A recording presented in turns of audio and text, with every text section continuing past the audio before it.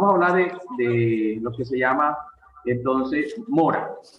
Mora. Ustedes ya en días anteriores habían escuchado decir que mora es el retardo culposo en el cumplimiento de la obligación. El deudor entra en mora, pero también el acreedor puede entrar en mora, no solamente el deudor. Y nosotros estudiamos en el semestre pasado lo que tiene que ver con cumplimiento e incumplimiento de la obligación. Y decíamos que cuando se trata de incumplimiento es porque definitivamente no tiene intención alguna el deudor de cumplir con su obligación. Ahora bien, cuando el deudor tiene intención de cumplir, pero no ha entregado la cosa o no ha cumplido la obligación en el lapso previamente establecido, entonces decimos que el deudor entra en mora. ¿Se recuerdan ustedes qué es la culpa? ¿Quién me puede decir por ahí? Bueno, profesor, para mí, o sea, María Bravo, la culpa es como la negligencia de parte de alguna persona. Es como una acción que se hace sin intención, pero que de alguna u otra forma le afecta pues, a esa persona. Ciertamente. Ya entendemos que es mora, ¿verdad? Es un retardo. Sí. Ya estamos claros en eso. Un retardo. ¿Cuándo comenzaría a computarse el retardo? Retardo es, entonces, decimos que la mora es un retardo en sí, era una tardanza, un no cumplimiento en el momento adecuado. Decimos que es culposo cuando nace de la negligencia, de la apatía, del descuido por parte del deudor. Y decimos que es doloso cuando el deudor conscientemente, con toda la intención, se niega a cumplir y entrega la cosa en un tiempo posterior al acordado. La mora es la tardanza o la entrega en un tiempo posterior al acordado en forma culposa o dolosa. ¿Sí lo pueden entender? Sí. Ok. Vámonos a la ley. Vamos a buscar el artículo 1265 del Código Civil. A ver quién tiene su código allí a la mano. En el artículo 1265 dice: la obligación de dar lleva consigo la de entregar la cosa y conservarla hasta la entrega. Hasta allí no tenemos nada nuevo que aprender. Pero en la segunda parte dice: si el deudor ha incurrido en mora, la cosa queda a su riesgo y peligro, aunque antes de la mora hubiese estado a riesgo y peligro del acreedor. Entonces, fíjense, dice acá: si el deudor ha incurrido en mora, la cosa queda a su riesgo y peligro. ¿Cuál es el primer efecto que produce la mora? ¿Cuál es la primera consecuencia que produce cumplir con mora? El primer efecto que produce es que el deudor, ¿verdad?, asume la responsabilidad del riesgo y peligro en que pueda correr la cosa. Si yo entrego la cosa en el tiempo que me corresponde, entonces yo cumplo con la cosa tal cual como estaba. Pero si la cosa sufre algún deterioro, alguna destrucción, alguna pérdida posterior a la fecha acordada, entonces el deudor debe asumir ese riesgo y esa pérdida. Por ejemplo, el deudor viene, al deudor se compromete a construir una casa, a reparar un vehículo.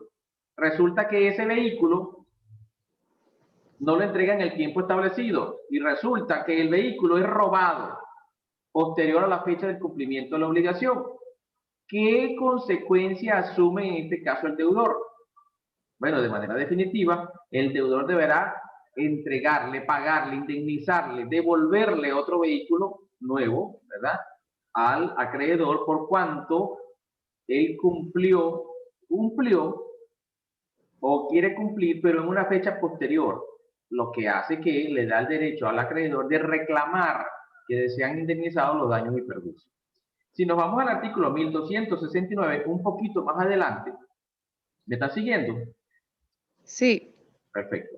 Un poquitico más adelante vamos a ver en el 1269 que dice: si la obligación es de dar o de hacer, el deudor se constituye en mora por el solo vencimiento del plazo establecido en la convención.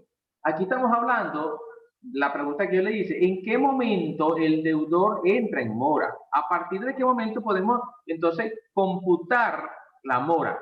Y la primera parte del artículo 1269 me está diciendo que el deudor se constituye en mora por el solo vencimiento del plazo establecido en la convención. ¿Cuándo entendemos que está el plazo establecido en la convención? Cuando simplemente en la convención, en el contrato, en el convenio que dijimos, usted debe entregarme la casa construida el 30 de octubre. Usted debe pagarme la deuda vencida el 31 de diciembre. Usted debe devolver lo que le estoy prestando en 15 de noviembre. Ya establecimos un plazo preciso en el que tanto el deudor como el acreedor están conscientes, están claros de que para esa fecha se debe cumplir con la convención. ¿Cuándo entonces entraría en mora? Automáticamente entraría en mora el deudor en el vencimiento de ese plazo. Al siguiente día de vencido el plazo, ya queda constituido en mora el deudor. Esta es la fórmula más fácil de determinar la mora del deudor, cuando hay un plazo establecido. Pero ¿qué pasa cuando no se establece un plazo? ¿Qué pasa cuando no hemos hablado de un plazo? ¿Cómo podemos entonces determinar el inicio de la mora? Seguimos leyendo el artículo 1269 y dice: si el plazo vence después de la muerte del deudor, el heredero no quedará constituido en mora, sino por un requerimiento u otro equivalente, y únicamente 8 días después del requerimiento. Aquí me está hablando, antes de hablar cuando no se estableció plazo, aquí está hablando del supuesto donde el deudor muere. Dice, si el plazo vence después de la muerte del deudor. El plazo vence después de la muerte del deudor. O sea que el deudor no había entrado en mora todavía. El deudor estaba dentro del lapso que la convención estableció para que ellos cumplieran. Pero lamentablemente el deudor muere antes del vencimiento del plazo. Nosotros sabemos que el Código Civil establece que el que contrata, el que conviene, el que se obliga, ¿verdad? Se obliga para sí y para sus herederos. Quiere decir que cuando una persona hereda, producto de la muerte de un causante, él hereda bienes, pero también hereda los pasivos. Hereda activos y hereda pasivos. Entonces hereda lo que le va a producir un crecimiento de su patrimonio, pero también hereda lo que le va a producir una baja de su patrimonio. En este caso estaría heredando obligaciones. Nadie quiere heredar obligaciones, pero bueno, en este caso establece así. ¿Qué pasa? Si el plazo vence después de la muerte del deudor, el heredero no quedará, fíjese, dice, no quedará constituido en mora, o sea, automáticamente no queda en mora, sino que establece una condición. ¿Cuál? Sino por un requerimiento u otro acto equivalente y únicamente 8 días después del vencimiento del plazo. Para que el heredero quede constituido en mora, el acreedor debe hacerle un requerimiento, una interpelación, es decir, un cobro. Debe, de manera formal, decirle, su causante tenía una deuda conmigo y yo te estoy informando de que ahora en adelante tú eres mi deudor y estás en mora porque no has cumplido con la obligación, ¿verdad? Y esa información, ese requerimiento, esa interpelación que le está haciendo va a empezar a transcurrir, se va a hacer efectivo como mora 8 días después del requerimiento. ¿Qué pasaría entonces si una persona cuyo deudor, un acreedor cuyo deudor falleció, viene automáticamente a cobrarle a los herederos? ¿Cuál oposición podrían hacerle a los herederos para decir que ellos no han entrado en mora, para no pagar mora? La oposición es invocar el artículo 1269, segunda parte, en el que van a decir ellos, nosotros no sabíamos, usted no nos había requerido, por cuanto nuestro causante murió antes del vencimiento del plazo de la obligación. Siguiendo leyendo el artículo 1269, me dice, en la última parte, que es la que hablábamos hace ratito, dice, si no se establece ningún plazo en la convención, el deudor no quedará constituido en mora sino por un requerimiento u otro acto equivalente. Nuevamente, el Código Civil me remite a la interpelación. Yo quiero que ustedes entiendan siempre que la interpelación o requerimiento, ¿verdad?, es aquel acto formal mediante el cual se le informa al deudor que tiene una deuda y que debe asumirla. ¿okay? Es como una especie de cobro que se le está haciendo. Entonces, fíjense ustedes. Bonnie y Oriana se va a salir. Bueno, fíjense ustedes. ¿Cómo, en primer lugar, desde qué momento comienza la mora? Dice el código, primeramente, cuando se vence el plazo. En segundo lugar, digamos un brinco, cuando no hay plazo. Primero, cuando hay plazo, en el momento del vencimiento del plazo. En el segundo lugar, cuando no hay plazo, a través de un requerimiento. Vean, yo vengo y les pido prestado a algunos de ustedes un dinero. Y yo le digo, préstame 500 bolívares. Y me dice usted, bueno, págamelo cuando puedas. En lo que tengas dinero, págamelo. No establecimos plazo. No dijimos un momento específico. Entonces, ¿qué pasa? Pasa el tiempo, pasa el tiempo, pasa el tiempo y, bueno, yo no pago. Podríamos decir que yo estoy en mora. Podríamos decir automáticamente que porque yo no he pagado, ya entré en mora. ¿Qué me diría de eso, Angie? No, porque no se estableció un plazo fijo. Perfecto, perfecto, precisamente. No se estableció un plazo, por lo tanto, al no haber un plazo, no puede decir que ha entrado en mora, aun cuando se supone que ha pasado un lapso de tiempo prolongado en el que debería haber pagado ya. Pero como no establecimos plazo, no podemos decir que ha entrado en mora. ¿Cuándo entraría en mora entonces? Cuando se realice el requerimiento apropiado. Perfecto, perfecto. Los felicito. Están ahí despiertos, ¿vale? Cuando se haga entonces el requerimiento, según dice la última parte del 1269. Ahora, en el caso, profesor, disculpe. En el caso de los herederos, cuando fallece el deudor, los herederos asumen la responsabilidad de su causante. ¿En qué momento esos causantes entrarían en mora? Esos causantes no, esos herederos. Cuando se haga un requerimiento también. Perfecto. Entonces, ya estamos claros en las tres situaciones que se presentan. En eso no hay ningún tipo de duda. Vamos entonces al 1271. El 1271. Profesor, antes de que comience, tengo una pregunta. Ajá. En el caso en el que... ¿Me escucha? Sí. En el caso en el que yo tenga una deuda con alguien, pero no hayamos establecido un plazo, pero como estamos hablando aquí, entraré en mora cuando hacemos ya el requerimiento. Si pasan 3 años y no se ha hecho un requerimiento, pero se supone que esa persona me podría haber pagado al menos en el año de haber hecho la obligación entre nosotros, ¿no está en mora si pasa tanto tiempo? No, porque no se estableció plazo. Y aun cuando o sea, pasan 3 años y aún sigue sin estar en mora. Aún no está en mora. Porque si no se estableció plazo, como el artículo claramente lo dice, si no se establece ningún plazo, no se puede decir, porque han pasado 3 años, que entró en mora, porque necesariamente al tú llamar a esa persona y decirle que ha entrado en mora o intentar cobrarle intereses moratorios, esa persona te va a decir, pero bueno, pero es que nunca me has interpelado. Te va a citar el Código Civil. Y acuérdate que pues nosotros siempre vamos a estar invocando la ley porque es el modo de defendernos. En este caso, el deudor se va a defender diciendo no he entrado en mora porque no he sido interpelado, no se ha cumplido con esa formalidad. ¿Entiendes? Ahora fíjense, que se ha demorado, pero vamos a decirlo así, se ha demorado en el cumplimiento de lo que se ha hecho el loco, es exagerado el tiempo que ha transcurrido, bueno, sí podemos decir que es, vamos a decirlo así, es irresponsable en este caso el deudor por esa cantidad de tiempo que se ha llevado.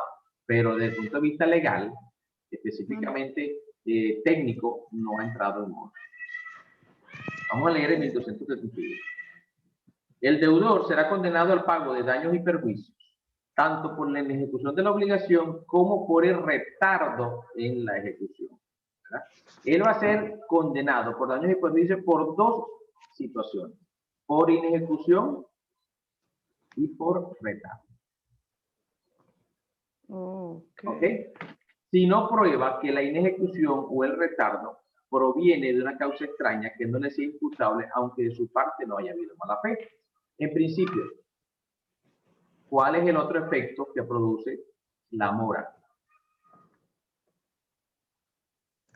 Pago de daños y perjuicios. Fíjense, el primer efecto que produce lo leímos en el artículo 1265, ¿verdad? Que es que la cosa queda a su riesgo y peligro. Ahora, el otro efecto que produce, según el 1271, es que la cosa, él será condenado al pago de daños y perjuicios.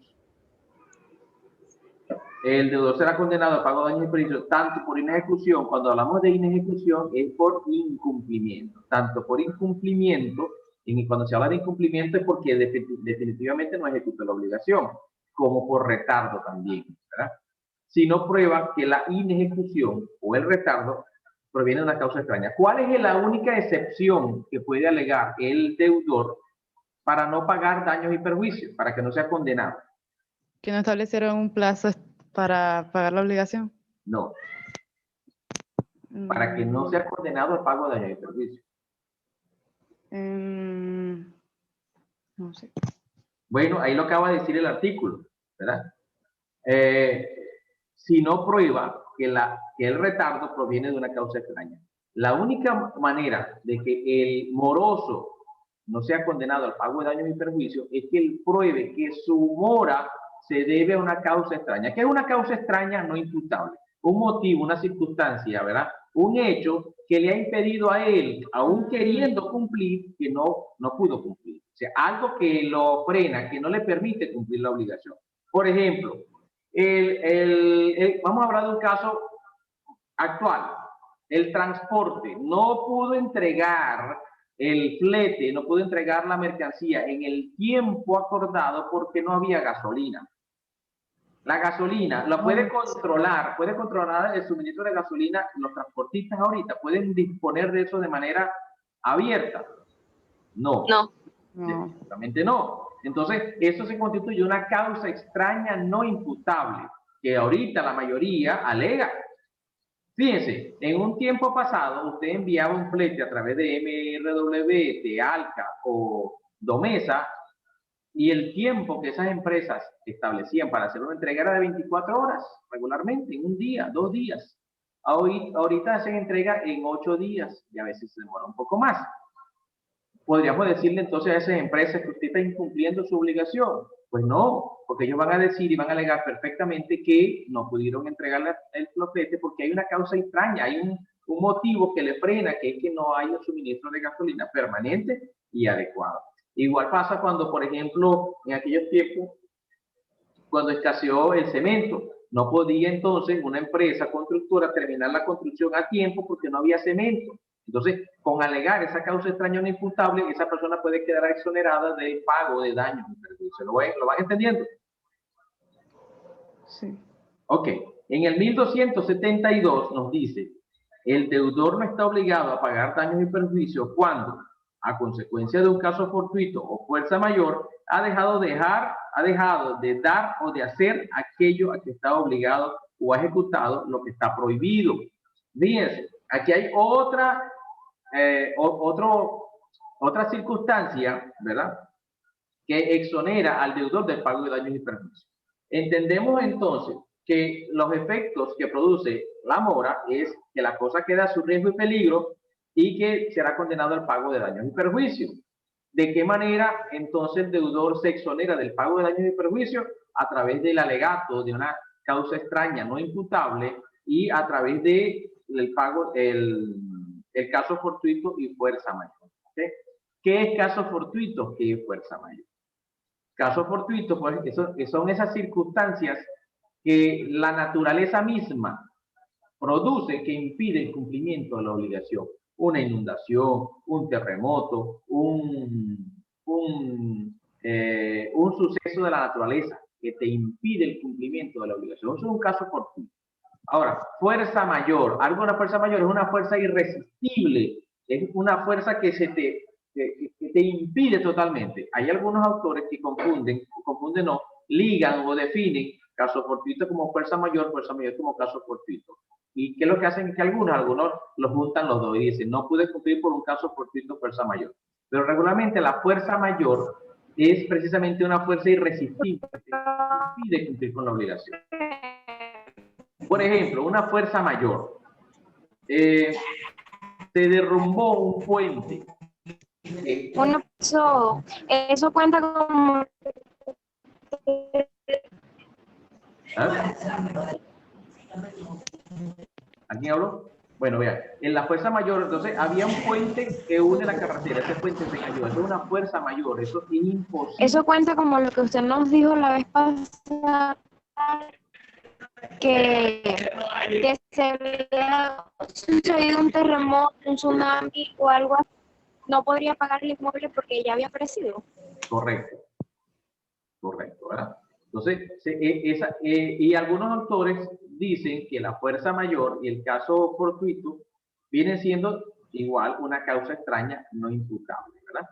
Porque, bueno, de alguna manera sigue siendo algo que no está al alcance y a la mano del deudor para cumplir la obligación. Vamos a hablar de las clases de mora. Hay dos clases de mora, ¿verdad? Mora del deudor y mora del acreedor. Vamos a buscar aquí.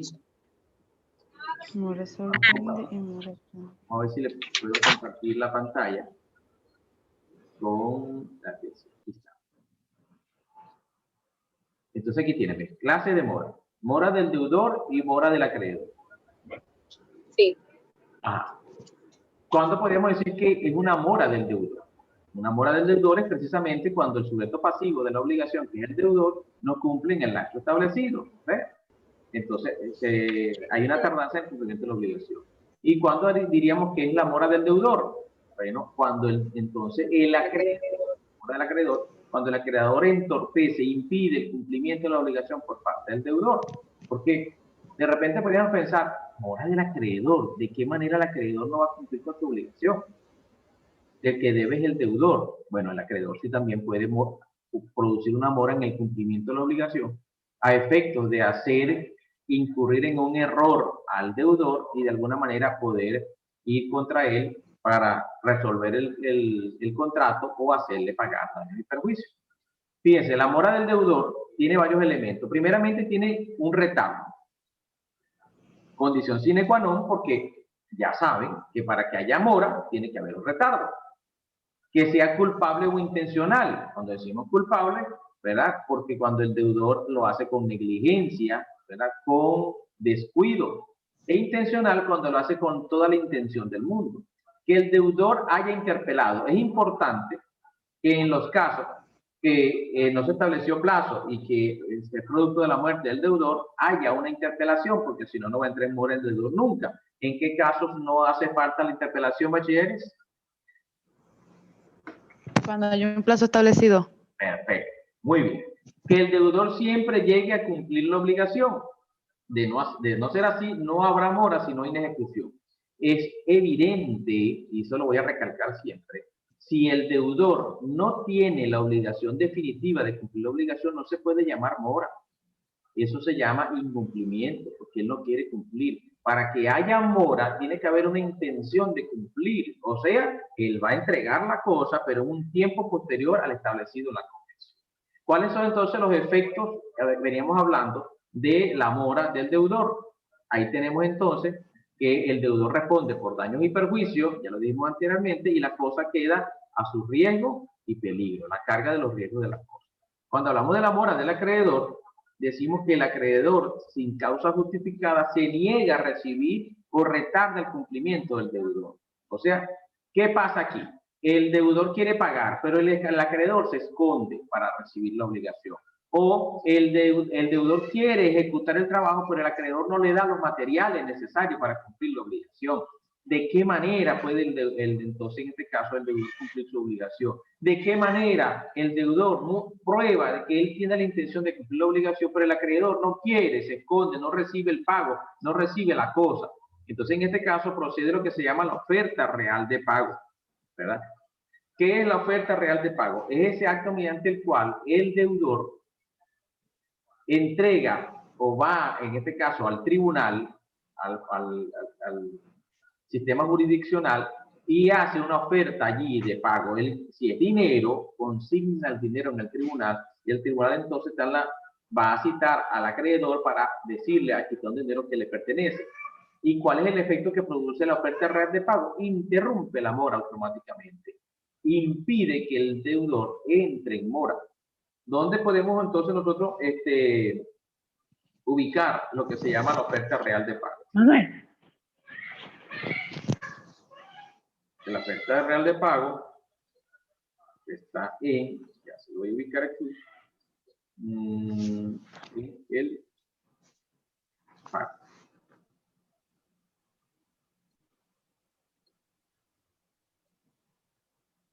$1,200, 1,200, aquí está. 1306 del Código Civil. ¿Ven allí? Okay. Aquí está. Dice, cuando el acreedor rehúsa recibir el pago, puede el deudor obtener su liberación por medio del ofrecimiento real y del depósito subsiguiente de la cosa debida. Los intereses dejan de correr desde el día del depósito legalmente efectuado y la cosa depositada queda a riesgo y peligro del acreedor. Miren lo importante que en este caso es la oferta real de pago. Acuérdense que cuando el deudor entra en mora, la cosa queda a su riesgo y peligro. Pero en este caso, como es el acreedor el que quiere impedir el cumplimiento de la obligación, entonces el deudor consigna la cosa, ¿verdad?, a través de la oferta real de pago, y de esta manera interrumpe que corran intereses moratorios, interrumpe la mora, interrumpe el pago de daños y perjuicios y también interrumpe que la cosa quede a su riesgo y peligro, sino que entonces se invierte, la cosa queda a riesgo y peligro ¿de quién? Del acreedor.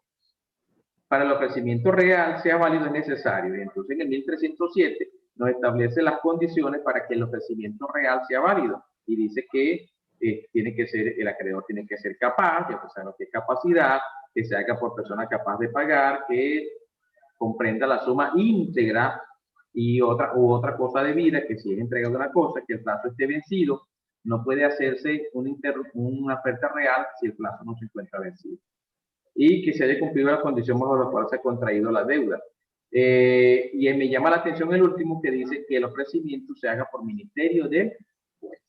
Quiere decir, como le dije hace minutos, que la oferta real de pago tiene que ser ante el tribunal, si no, no tiene efecto. Hablemos aquí, según la guía, cuáles son los efectos de la oferta real, de la mora del acreedor. El primer efecto es que el deudor no paga intereses moratorios, ya acabamos de decirlo, se interrumpen los intereses, ¿verdad?, de la oferta real.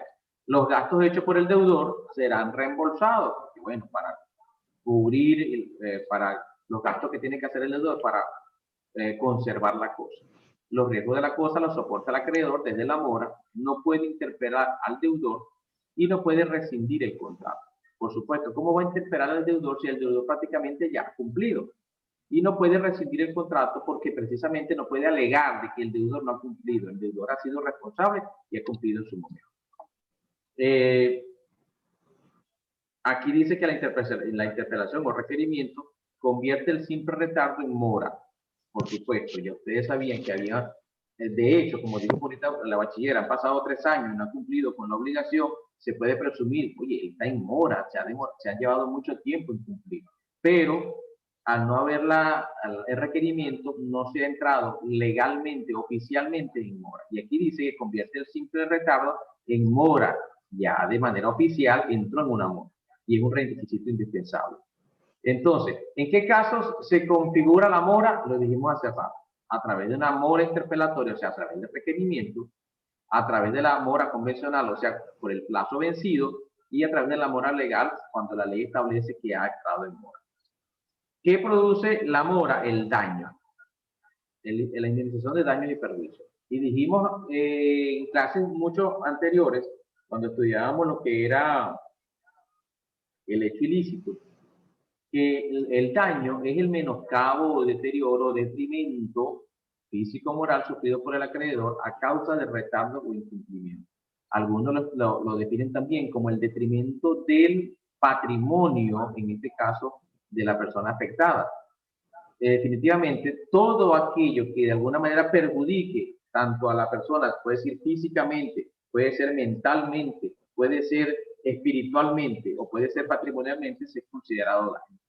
Por ejemplo, cuando hablamos de el dolor, vamos a decir, interno, producido por un daño que me produzcan, por ejemplo, el dolor el dolor moral por la pérdida de una persona, un accidente de tránsito o la muerte, ese dolor intenso que subjetivamente sentimos, viene siendo constituido en daño.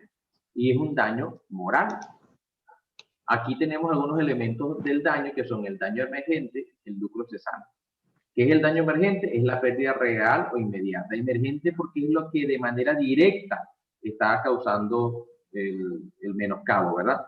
Por ejemplo, a través de un choque, donde hablamos de las obligaciones extracontractuales.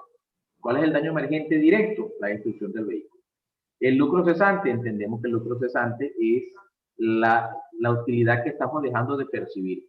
Si yo trabajo con un taxi y el taxi me lo deteriora, me lo destruyen, y yo producía con ese taxi aproximadamente $500 diarios, entonces yo estoy dejando de percibir $500 diarios por 5 meses, 6 meses que el vehículo se encuentra parado. Ese daño, ese dinero que estoy dejando de percibir, me lo debe indemnizar en este caso el deudor o el que causó el daño. De este tema de los requisitos del daño, como el incumplimiento, la culpa, los daños relacionados y relación de causalidad, no lo vamos a tomar mucho en cuenta porque este material lo hemos estudiado en el hecho ilícito y lo vamos a volver a estudiar en un tema llamado responsabilidad civil. Aquí no le vamos a dar mucha importancia. Incumplimiento voluntario, esto no lo vamos a tomar en cuenta tampoco. Y vamos a dejar para la próxima clase, para que ustedes no se saturen con esta clase, lo que se llama la indexación o corrección monetaria. Ustedes lo leyeron, que les mandé a leer una sentencia que deben haber estudiado para poder hablar de ese tema. La indexación o corrección monetaria viene siendo más que el ajuste al valor actual de la moneda por producto de la inflación. Nosotros sabemos que nuestra moneda lamentablemente está siendo afectada por una hiperinflación en donde su valor cada día es menor. El dólar todos los días sube, vivimos pendientes de monitor dólar para ver cuánto subió, cuánto bajó, y entonces el bolívar cada día menos. Entonces es bastante injusto que una persona que causa un daño a alguien ahorita, en este momento, por ejemplo, por una deuda, por un monto, vamos a darle un monto alto, 100 millones de bolívares, y esa persona no quiere cumplir, y en el momento que si lo demandan a través de un procedimiento judicial, bueno, y esa persona, ese juicio se lleva 2 o 3 años y va a terminar pagando 100 millones de bolívares, que ahorita podría haber sido dinero, pero en 3 años no. Entonces, eso es una injusticia que se estaría cumpliendo, se estaría ejecutando en contra del acreedor. ¿Y que hizo entonces vamos a decir, la economía? Crea este mecanismo de la indexación a los efectos de, en el momento de la sentencia, poder hacer una corrección, un ajuste según los índices de precios al consumidor, IPC, determina entonces cuánto vale esa obligación en el momento en que se toma la decisión, para que entonces no sean 100 millones, sino que sean 1000 millones lo que tiene que pagar. Y de esta manera se evita que los deudores se aprovechen de esta circunstancia para dejar pasar el tiempo y terminar pagando una suma irrisoria. Aquí dice que Alejandra García dice que no entendí. Alejandra, ¿qué no entendí? No se escucha. No, profe, era hace rato cuando mi compañera habló porque se le cortó la llamada. Entonces usted estaba aclarando eso, pero como no se entendió su pregunta, o por lo menos yo no la entendí, entonces puse no entendí. Pero ya Zafón me lo aclaró arriba. Gracias. Perfecto, Alejandra. Aquí dice Jesús Zafón, pregunto que si en caso de causa mayor, terremoto, y la cosa se destruye, el deudor no pagará daños y perjuicios. Fíjense, cuando ustedes ven los contratos de seguros, contratos de arrendamiento, regularmente se ha establecido una cláusula que dice que, por ejemplo, los contratos de arrendamiento, normalmente el arrendatario es responsable de los deterioros que se produzcan en el inmueble y que debe hacer reparaciones menores, y que las reparaciones mayores deben ser cubiertas por el arrendador. y que deben ser notificadas a este. El arrendatario está ocupando una vivienda, un inmueble, que es propiedad de un arrendador. Regularmente se establecen cláusulas donde dice que el arrendador no es responsable de los daños causados a las personas o a los muebles dentro del inmueble cuando sean causados por terremotos, inundaciones, sucesos de la naturaleza. ¿Por qué? Bueno, porque son situaciones que no pueden ser controladas, no pueden ser, como dicen, previsibles, y sería como algo injusto que un suceso de la naturaleza, que es algo que nadie puede controlar, entonces me vayas a condenar a daños y perjuicios porque algo que yo no podía hacer, ¿verdad? Entonces, ahora, y si la cosa queda totalmente destruida producto del terremoto, bueno, no puede ser imputable en este caso al deudor. Ahora, si el deudor por su descuido, por su negligencia, no realizó bien las acometidas eléctricas del inmueble y el inmueble sufre un cortocircuito, se incendia, se quema, queda totalmente destruido y durante la investigación se determina que fue por negligencia en las instalaciones de los cables, obviamente que el deudor va a ser condenado a daños y perjuicios, ¿verdad? Ahora, fíjense, la pregunta que me está haciendo aquí Jesús Zafón tiene un elemento que no lo vemos, y él dice aquí: si en caso de causa mayor la cosa se destruye, el deudor no pagará daños y perjuicios. Pero tienes que decirme si la cosa se destruye una vez entregada. Si es entregada, ya él está exonerado. Si entró en mora, si el deudor está en mora, obviamente si la cosa se destruye estando en mora, él tiene que asumir los riesgos y peligros. ¿Entiendes? Ahora, si la cosa se destruye por causa de fuerza mayor, estando él en mora, la ley es dura con el deudor. Dice que la cosa queda a su riesgo y peligro. En este caso, si la cosa se ha destruido porque él entró en mora y fue a causa de un motivo de fuerza mayor, él tendrá que de alguna manera probar, ¿verdad? Porque fíjense que el 1272 de alguna manera no me está hablando de la mora en sí. El 1272 me está diciendo que el deudor no está obligado a pagar daños y perjuicios cuando a consecuencia de un caso fortuito ha dejado de dar o hacer aquello que está obligado o ejecutado, ¿verdad?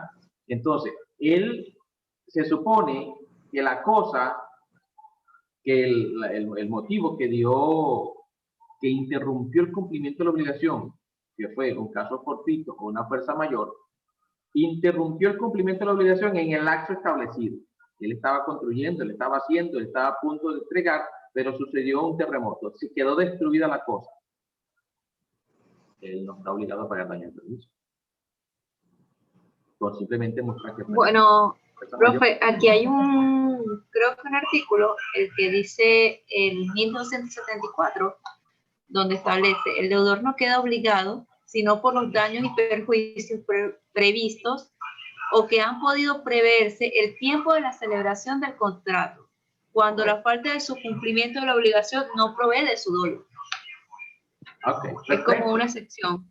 El deudor no queda obligado, sino por los daños y perjuicios previstos o que han podido preverse. Fíjense que casi siempre en los contratos, ¿verdad?, se establecen situaciones que pueden presentarse. De una vez se encuentra establecido en el contrato. En caso de, se establece, en caso de, vamos a decirlo así, a ver si me acuerdo aquí algún caso, sobre todo en los contratos de arrendamiento. Bueno, ahorita no me llega a la mente, pero estoy seguro que en lo que me llegue se los voy a decir. Voy a indagar por algunos contratos. Pues lo importante que quiere señalar el artículo es que los daños y perjuicios, el deudor no está obligado, sino por los daños. En este caso, él se estaría obligado a daños y perjuicios que se han previsto o que se han podido prever. Por ejemplo, en caso de una siembra, para ver qué se me ocurre acá, él está obligado a cumplir con el pago de la cosecha si la siembra se da completamente. Pero puede llegar a un convenimiento que dice: en caso de que por motivos de lluvias excesivas se pierda la cosecha, quedará exonerado del cumplimiento la obligación, o que no pagara daños y perjuicios. ¿Entiendes? Entonces, en este caso, se previó, porque por la misma naturaleza del convenimiento, puede haber, depende de un hecho que se puede prever. Por ejemplo, se puede prever que puede haber mucha sequía, como se puede prever que de repente haya mucha agua. Y las dos circunstancias pueden dañar la cosecha. En ese caso, en el contrato se puede establecer que el deudor quedará comprometido al pago de daño y perjuicio si una de esas circunstancias se da o no se da. Y dice más adelante el artículo, al tiempo de la elaboración del contrato, obviamente, cuando la falta del cumplimiento de la obligación no proviene de su dolo. Bueno, es un elemento importante. Él no ha dejado de cumplir porque él no produjo esa circunstancia. Siempre hay que tener y tomar en cuenta esto del dolo. Aquí me dice, entonces si yo tengo un contrato que vence mañana y justo hoy perece la cosa, no estoy obligado a pagar. Depende por qué justo hoy pereció la cosa. Ya te lo dije hace ratito. Si se determina durante la investigación que la cosa pereció porque tú fuiste negligente en la construcción, por ejemplo, utilizaste cemento del malo, no utilizaste el material de construcción adecuado, no utilizaste la cabilla como era, no construiste bien la platabanda, la cosa se destruye, de esa investigación se va a determinar que fue por motivo de tu negligencia y tú estás obligado al pago de daños y perjuicios. Ahora, vamos al anterior, si se trata de una causa fortuita, una fuerza mayor, una causa extraña no imputable, él podrá alegar en ese caso pues una exoneración de la obligación de indemnizar, aun cuando le queden horas para incluir. Una pregunta. Una pregunta. Dime. Ok, en caso de fuerza mayor no estás obligado a pagar daños y perjuicios, pero ¿quedarías obligado a reponer la cosa o tampoco? En caso de fuerza mayor. Ajá. No, porque la cosa se destruyó sin absolutamente culpa de él. Suponte que sea el terremoto. El terremoto lo destruyó. ¿Qué culpa tiene? O sea, por ejemplo, si yo estoy obligada a construir una casa y no la puedo terminar porque hay un terremoto y se derrumba la casa, entonces ya yo no tendría que cumplir esa obligación, quedaría exonerada de esa obligación. Y tomando en cuenta si la casa estaba hecha completa o no. Y si la cosa sucedió en el lapso establecido. Tienes que evaluar todas las circunstancias. Porque fíjate, allí tendría que haber, como dicen, un 50-50, parte y parte cada uno. Porque por un lado, yo había construido, ya yo te había pagado una cantidad y correspondía a lo que habías construido. Y ya yo había gastado todo el dinero que me diste para construir eso, pero yo no tengo culpa de que eso se destruyó. Entonces yo voy a asumir la culpa del terremoto para yo tener que indemnizarte todo lo que... No, ¿entiendes? Habría que llegar a un convenimiento nuevo en el que, bueno, vamos a ver de qué manera resolvemos esto, pero yo no tuve culpa del terremoto para que eso se haya caído. ¿Cómo yo voy a entonces a asumir esa responsabilidad de pagar algo que yo no causé? Por eso le dice el artículo, una causa extraña no imputable. ¿Por qué dice no imputable? Porque no me lo puedes imputar a mí, eso se destruyó, no fue por mi culpa.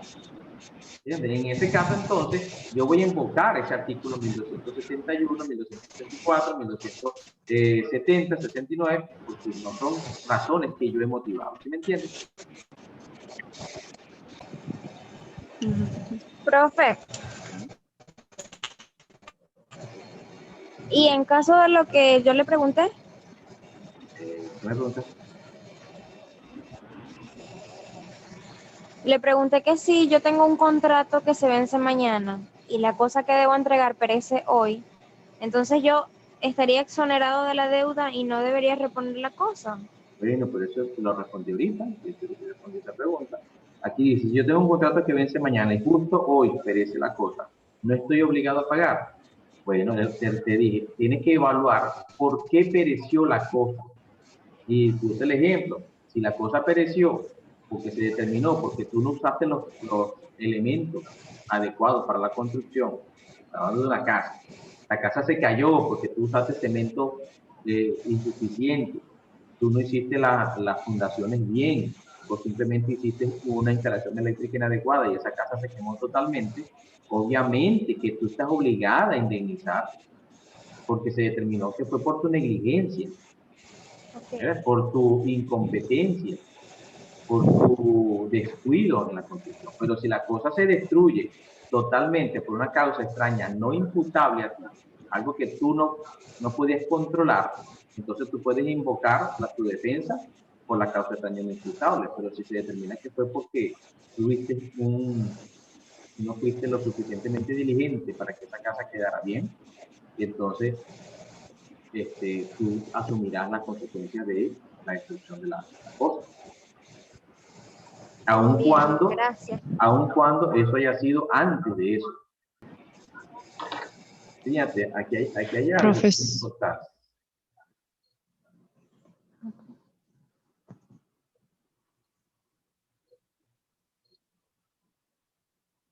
Si el deudor en el 1265, otra vez, dice, si el deudor ha incurrido en mora, la causa queda a su riesgo y peligro. ¿Verdad? Si ha incurrido en mora, la causa queda a su riesgo. Aunque antes de la mora hubiese estado a riesgo y peligro del acreedor. Te está diciendo, ¿verdad? Que entras en mora, automáticamente la cosa queda a tu riesgo y peligro cuando has entrado en mora. Aunque antes de la mora hubiese estado a riesgo y peligro del acreedor. ¿Entiendes? Antes de la mora hubiese estado a riesgo y peligro del acreedor. Quiere decir que, fíjense, hay circunstancias que escapan de la mano del deudor y del acreedor. Pero, si la cosa estaba, fíjate, la cosa entra automáticamente a riesgo y peligro del deudor cuando entra en mora. Pero la cosa podía haber estado a riesgo y peligro aún antes de entrar en mora, antes del vencimiento del plazo. Entonces se podría haber dicho, podría ser el deudor de repente, no, pero es que esa cosa está a riesgo y peligro aún antes de que se venciera el plazo. Bueno, como dice por ahí, me sabe. Entraste en mora y ahora, antes estaba a riesgo y peligro el acreedor, ahora está a riesgo y peligro tuyo como deudor porque estás en mora. Ok, fíjense aquí, bueno, haciendo resumen rápido, ¿verdad? Entendemos lo que es la mora, que es la tardanza en el cumplimiento de la obligación. En la demora hay mora culposa y mora dolosa. Tenemos cuáles son los efectos que produce la mora, que es que la cosa queda sujeto y peligro, genera daños y perjuicios, ¿verdad? Dijimos que la mora inicia en el momento en que vence el plazo, o inicia en el momento en que se le hace la interpelación cuando no hay plazo, e inicia también la interpelación en el caso de los herederos cuyo causante muere ante el vencimiento del plazo. Dijimos que la única manera de exonerarse del pago de mora es a través del alegato de una causa extraña no imputable o de caso fortuito o fuerza mayor. Dijimos que hay dos clases de mora, que son la mora del deudor y la mora del acreedor. La mora del deudor es cuando el deudor no ha cumplido y la mora del acreedor es cuando el acreedor impide el cumplimiento de la obligación por parte del deudor. Los elementos de la mora del deudor es que obviamente haya un retardo, que sea culpable o intencional, que el deudor haya interpelado en los casos segundo y tercero que generan la mora y que el deudor siempre llegue a cumplir. Y los efectos que ya dijimos que produce daño y perjuicios y riesgo y peligro. La mora del acreedor, ya dijimos que la mora del acreedor es cuando el acreedor impide. ¿Cuáles son los efectos de la mora del acreedor? Siempre y cuando el deudor haya hecho la oferta real de pago que estudiamos, es que interrumpe el pago de intereses, interrumpe los daños y perjuicios, la cosa queda a riesgo y peligro ahora del acreedor y no puede interpelar al deudor ni tampoco lo puede rescindir el contrato porque todas esas causales han sido de alguna manera tocadas. Hablamos de la interpelación y que la mora se configura las razones por las que se configura la mora es por la interpelación moratoria, por la mora convencional y la mora legal. Hablamos del daño, que no vamos a profundizar porque en lo respecto del daño lo vamos a hablar cuando estudiemos lo que se llama responsabilidad civil. Y vamos a hablar que es incumplimiento voluntario y voluntario, pero eso es materia de obligaciones 1 ya lo hemos estudiado nosotros. Entonces, hablamos un poquitico de lo que se llama la indexación. Quedan ustedes obligados, mis amigos y amigas, a leer la sentencia. Quiero que de alguna manera me den opiniones acerca de la sentencia. Tiene que ver con materia civil o laboral. Y quiero que ustedes me opinen, sobre todo materia civil, lo que estamos estudiando. Y luego vamos a estudiar, después de esto, lo que se llaman los intereses. ¿Okay? Entonces, en la próxima clase tocamos lo que se llama la corrección monetaria, los intereses y el decreto sobre represión de usurio. ¿Estamos bien? Excelente. ¿Cuándo sería esa siguiente clase? Bueno, Dios mediante, entonces debemos tenerla el lunes en la noche. A ver, vamos a tratar de empezar más temprano para que no tengamos que despedirnos tanto. ¿Sí? Está bien, profesor. Vamos a tratar de Gracias por la clase. A las 7:30 del lunes, si es posible, me comunico con ustedes antes, a ver si la podemos empezar a las 7. Miren, hagamos esto de manera interactiva en el aspecto de que no está de más, porque bueno, los tiempos se nos han cambiado y a veces no sabemos si es lunes, martes, miércoles, si es sábado, domingo. Bueno, el lunes ustedes tienen a veces su mente bien chévere. Bueno, no importa, me pueden mandar un mensaje, escribir al grupo a eso de las 5 o 6 de la tarde. Miren, recuerden, y recordándose ustedes mismos, tenemos clase hoy a las 7, qué sé yo, para activarse y bueno, no se nos vaya el tiempo, porque a veces acostumbrado a tanta vacación y tanto tiempo, y entonces de repente decimos que, nos ponemos a ver televisión, chale, voy a ir a la clase, voy a ver a la clase, y entonces no pasa eso. Entonces, bueno, entre toditos nos recordamos, hacemos ese acuerdo. Okay. Profesor, una pregunta. ¿Esta clase estuvo grabada en el sentido que por lo menos yo me perdí la primera Sí, yo la estoy parte? grabando. Entonces... Según esto, me está grabando la clase. Ok. ¿Y entonces la subiría en dónde? ¿En YouTube o por este medio? No sé si por este medio se puede. Sería por YouTube. Sí, aquí dice grabando. Ok, chévere. Perfecto. Tendría que subirla, o de pronto puede ser que se la mande de manera directa. Tengo que ver el espacio que ocupa. A veces se pone pesado. ¿Sí?